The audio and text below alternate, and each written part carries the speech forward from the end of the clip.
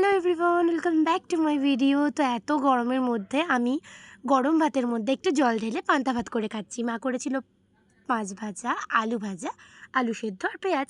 তো এই সমস্ত কিছু দিয়ে পান্তা ভাত খেলাম, তো এটাই যেন স্বর্গ। তারপর তাড়াতাড়ি করে খেয়ে উঠে চলে এলাম বাজারে। তো আজকে ভুট্টা ভাঙানোর মেশিন এসেছে।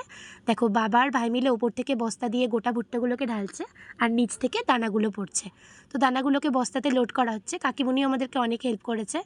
তো এই মেশিন দেখতে তো বাজারে অনেক লোক চলে এসেছিলো। আর মেশিনটা দেখো কতটা বড়, এটা একটা ট্র্যাক্টরের সাথে অ্যাটাচ করা আছে।